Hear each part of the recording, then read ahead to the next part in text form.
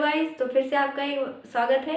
इस वीडियो में हम बात करने वाले हैं कॉन्स्टिट्यूशन अमेंडमेंट एक्ट पार्ट 3। इसके पहले 2 वीडियोस अपलोड हो चुकी हैं, जो भी आपने अगर उसको नहीं देखा है तो उसको जाकर चैनल पर देख लीजिएगा, ठीक है। तो ये उसका 3rd पार्ट है। तो जो भी इम्पोर्टेंट जो है संवैधानिक संशोधन हमारे संविधान में हुए हैं उसको हम पढ़ेंगे, ठीक है। तो चलिए वीडियो को स्टार्ट करते हैं।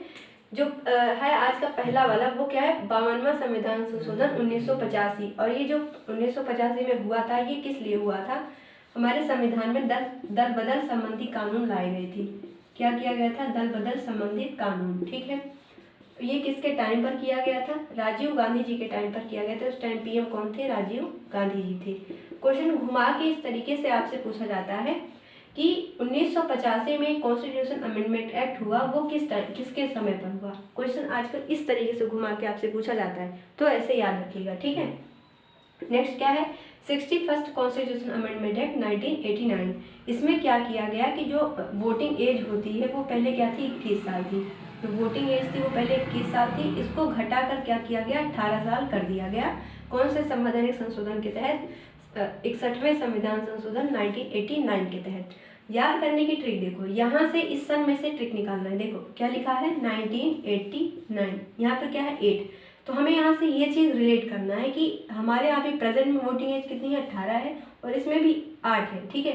तो इससे कोरिलेट करके आपको ऐसे ही याद करना पड़ेगा, ठीक है। तो याद कर लीजिएगा इसको। नेक्स्ट क्या है, 69th कॉन्स्टिट्यूशन अमेंडमेंट एक्ट 1991। इसमें क्या किया गया कि जो दिल्ली है उसको एनसीआर का दर्जा दिया गया। एनसीआर का दर्जा दिया गया किसको, दिल्ली को, ठीक है। अब अगर हम कहें कि जो दिल्ली है उसको भारत की राजधानी कब बनाया गया था, 1912 में इसको क्या किया गया था, भारत की राजधानी बनाया गया था, ठीक है। तो ऐसे पॉइंट्स आपके एग्जाम में पूछे जाते हैं, इसलिए मैं सारे पॉइंट्स आपको बगल बगल में बताती चलती हूँ, ठीक है। ताकि क्वेश्चन तो आप पढ़ो, साइड में जो भी चीज़ें आप पढ़ते जाओगे क्वेश्चन कम याद रहेगा, साइड की जो हमने चीज़ें पढ़ी वो ज़्यादा याद रहता है, ठीक है। इसलिए मैं बताती हूँ। तो चलिए देखते हैं और कौन से हैं जो कॉन्स्टिट्यूशन अमेंडमेंट एक्ट इंपॉर्टेंट है, ठीक है। इसको पहले आप इतना नोट कर लीजिए, ओके। चलिए देखिए हमारे यहाँ अब ये जो नेक्स्ट वाला है वो कौन सा है, 71वां संवैधानिक संशोधन 1992। इसमें क्या किया गया कि कोंकणी 3 भाषाओं को 8वीं अनुसूची में जोड़ा गया था। कोंकणी, मणिपुरी और नेपाली, ये तीनों भाषाओं को हमारे संविधान में जोड़ा गया था। कोंकणी, मणिपुरी और नेपाली, ठीक है।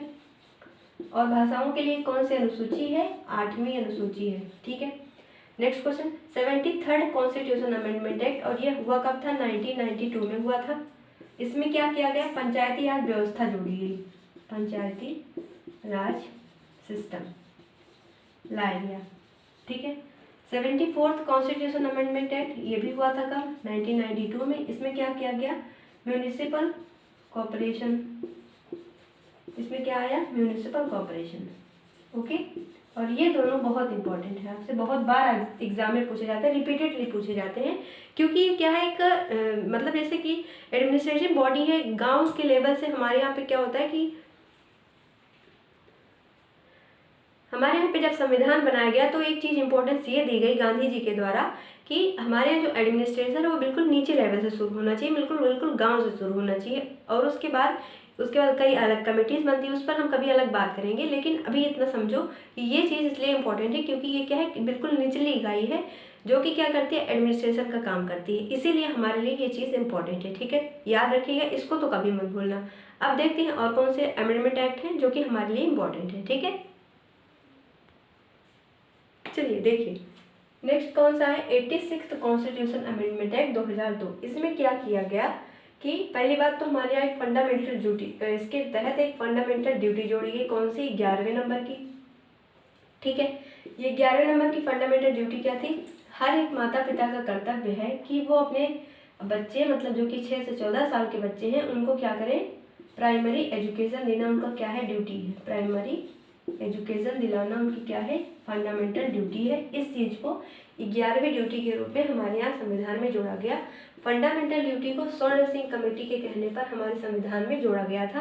और फंडामेंटल ड्यूटी को भारत में जोड़ा कब गया था, 42nd कॉन्स्टिट्यूशन अमेंडमेंट एक्ट 1976 के तहत, ठीक है। और इसको जो है रिव्यू करने के लिए कमेटी बनाई गई थी, वर्मा कमेटी। ये चीज़ आपसे पूछी जाती है, रिव्यू करने के लिए कौन सी कमेटी बनी थी, तो याद रखिएगा कौन सी बनी थी, वर्मा कमेटी।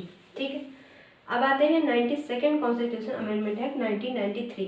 इसमें 4 भाषाओं को हमारे संविधान की 8वीं अनुसूची में ऐड किया गया। कौन कौन सी हैं? मैथिली, संथली, बोडो और डोगरी। ये जो चारों भाषाएं हैं इनको क्या किया गया, 8वीं अनुसूची में जोड़ा गया।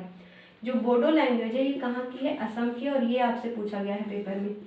ठीक है, बोडो वहाँ की लैंग्वेज है, असम की। ठीक है, मैथिली से पता चल गया होगा कहाँ की है, बिहार की है।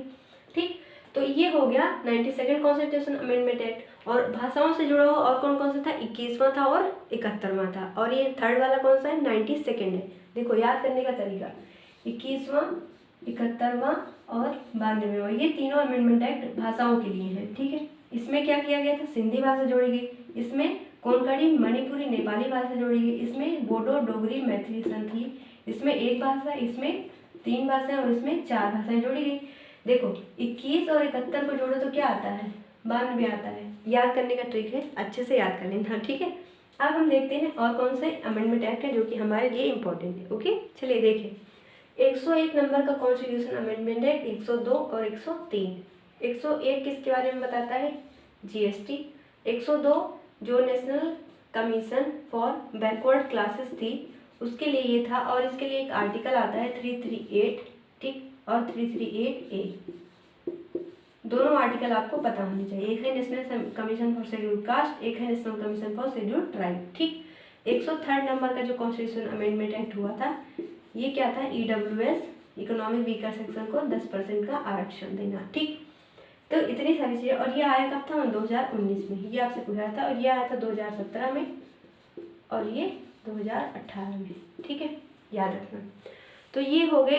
हाँ, अभी एक चीज़ और छूट रही है, 44वां वाला छूट रहा है। ठीक है, तो ये आप लोग नोट करो, फिर मैं आपको बताती हूँ 44वां वाला। ठीक है, तो चलिए देखते हैं 44वां जो संवैधानिक संशोधन है ये हमें क्या क्या बताता है। ठीक है, जैसे कि 42वां वाला अलग से मैंने आपको बताया, सारे पॉइंट्स उसके इंपॉर्टेंट थे, वैसे ही 44 वाला भी सारा इंपॉर्टेंट है।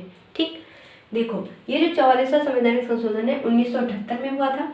इसमें क्या किया गया कि जो नेशनल इमरजेंसी जब लगाई जाएगी, ये प्रोविज़न लाया गया कि जो नेशनल इमरजेंसी होगी, जब नेशनल इमरजेंसी लगेगी तो आर्टिकल 20 और आर्टिकल 21 जो है, ये जो दोनों फंडामेंटल राइट हैं इनको हटाया नहीं जाएगा। ठीक, बाकी सारे की जो फंडामेंटल राइट होते हैं वो एबॉलिश हो जाते हैं, लेकिन 20 और 21 एबॉलिश नहीं किया जाता। ठीक, दूसरा पॉइंट याद रखना कि जो इंटरनल डिस्टर्बेंस होता है, इंटरनल डिस्टर्बेंस, इसको रिप्लेस कर दिया गया किससे, आर्म्ड रेबेलियन से, सैन्य विद्रोह से। ठीक, और क्या जोड़ा गया इसमें, जो हमारे यहाँ जो राइट टू प्रॉपर्टी था, राइट टू प्रॉपर्टी आर्टिकल 31 में, इसको हटाया गया और बना दिया गया क्या, एक लीगल राइट, लीगल राइट। और कौन से इसको जो है किस आर्टिकल में रख दिया गया, 300A में रखा गया। 31 से हटाकर 300A कर दिया गया। और राइट टू प्रॉपर्टी पहले क्या था, फंडामेंटल राइट था, लेकिन इसको हटाकर क्या कर दिया गया, लीगल राइट बना दिया गया। ठीक है, जो कि क्या था, ये 7वां मौलिक अधिकार था। अब कितने मौलिक अधिकार है, कुल 6 मौलिक अधिकार है, लेकिन पहले होते थे 7 मौलिक अधिकार, 7वां वाला यही था। ठीक है, इसको हटाया गया था। तो आज के इस वीडियो में हमने जाना कि जो हमारे संवैधानिक संशोधन जो कि महत्वपूर्ण थे वो सारा कुछ हमने पढ़ लिया। ठीक है, 3 पार्ट है, पहला, दूसरा और ये तीसरा पार्ट है। ठीक, तो अच्छे से इत्मीनान से सारी चीज़ें पढ़ना। जहाँ जो चीज़ ना समझ में आए उसको मैं बार बार बोलती हूँ, कमेंट बॉक्स में जरूर लिखो। ठीक है, मेरी पूरी कोशिश रहेगी कि आपको हर चीज़ समझाया जाए। ठीक, मिलते हैं अगले लेक्चर में, तब तक के लिए थैंक यू। और अच्छे से अपनी पढ़ाई को रखिए, कंटिन्यूटी जरूर बना के रखिए। Thank you.